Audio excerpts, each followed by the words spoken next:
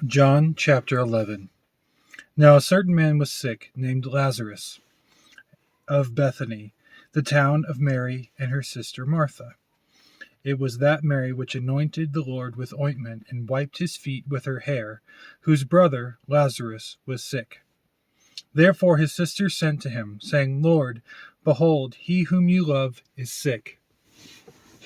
When Jesus heard that, he said, This sickness is not to death, but for the glory of God, that the Son of God might be glorified thereby. Now Jesus loved Martha and her sister and Lazarus. When he had heard, therefore, that he was sick, he abode 2 days still in the same place where he was. Then after that says he to his disciples, Let us go into Judea again. His disciples say to him, Master, the Jews of late sought to stone you, and you go there again? Jesus answered, Are there not 12 hours in the day? If any man walk in the day, he stumbles not, because he sees the light of this world. But if a man walk in the night, he stumbles, because there is no light in him. These things said he, and after that he said to them, Our friend Lazarus sleeps, but I go that I may awake him out of sleep. Then his disciples said, Lord, if he sleep, he shall do well. However, Jesus spoke of death, but they thought that he had spoken of taking a rest in sleep. Then said Jesus to them plainly, Lazarus is dead, and I am glad for your sakes that I was not there, to the intent that you may believe. Nevertheless, let us go to him. Then said Thomas, which is called Didymus, to his fellow disciples, Let us also go, that we may die with him. Then when Jesus came, he found that he had lain in the grave 4 days already. Now Bethany was near to Jerusalem, about 15 furlongs off. And many of the Jews came to Martha and Mary to comfort them concerning their brother. Then Martha, as soon as she heard that Jesus was coming, went and met him, but Mary sat still in the house. Then said Martha to Jesus, Lord, if you had been there, my brother had not died. But I know that even now, whatsoever you will ask of God, God will give it to you. Jesus says to her, Your brother shall rise again. Martha says to him, I know that he shall rise again in the resurrection at the last day. Jesus said to her, I am the resurrection and the life. He that believes in me, though he were dead, yet shall he live. And whosoever lives and believes in me shall never die. Believe you this? She says to him, Yea, Lord, I believe that you are the Christ, and the Son of God, which should come into the world. And when she had said so, she went her way, and called Mary her sister secretly, saying, The Master is come, and calls for you. As soon as she heard that, she arose quickly and came to him. Now Jesus was not yet come into the town, but was in that place where Martha met him. The Jews then which were with her in the house, and comforted her, when they saw Mary, that she rose up hastily and went out, following her, saying, She goes to the grave to weep there.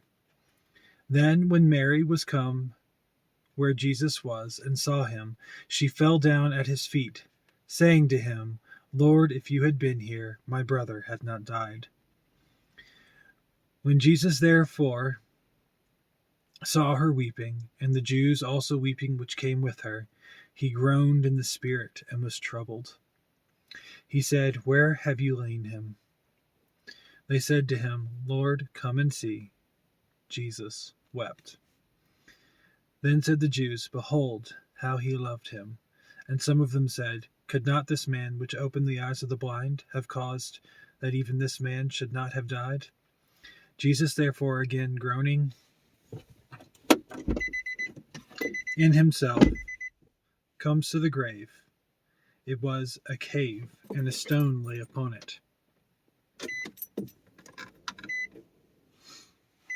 Jesus said, "Take you away the stone."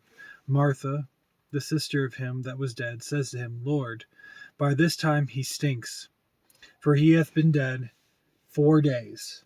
Jesus says to her, "Said I not to you, that if you would believe, you should see the glory of God?" They took Then they took away the stone from the place where the dead was laid. And Jesus lifted up his eyes, and said, "Father, I thank you that you have heard me, and I knew that you hear me always. But because of the people which stand by I said it, that they may believe that you have sent me." And when he thus had spoken, he cried with a loud voice, "Lazarus, come forth." And he that was dead came forth, bound hand and foot with grave clothes, and his face was bound about with a napkin. Jesus says to him, "Loose him, and let him go." Then many of the Jews which came to Mary, and had seen the things which Jesus did, believed on him. But some of them went their ways to the Pharisees, and told them what things Jesus had done. Then gathered the chief priests and the Pharisees a council, and said, "What do we? For this man does many miracles. If we let him thus alone, all men will believe on him, and the Romans shall come and take away both our place and nation." And one of them, named Caiaphas, being the high priest that same year, said to them, "You know nothing at all, nor consider it is expedient for us, that one man should die for the people, and that the whole nation perish not." And this spoke he not of himself, but being high priest that year, he prophesied that Jesus should die for the nation, and not only and not for that nation only, but that he also should gather together in one the children of God that were scattered abroad. Then from that day forth they took counsel together for to put him to death.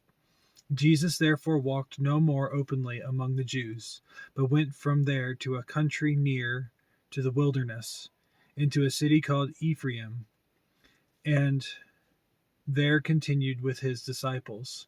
And the Jews' Passover was near at hand, and many went out of the country up to Jerusalem before the Passover to purify themselves. Then sought they for Jesus, and spoke among themselves, as they stood in the temple, "What think you, that he will not come to the feast?" Now both the chief priests and Pharisees had given a commandment, that if any man knew where he was, he should show it, that they might take him.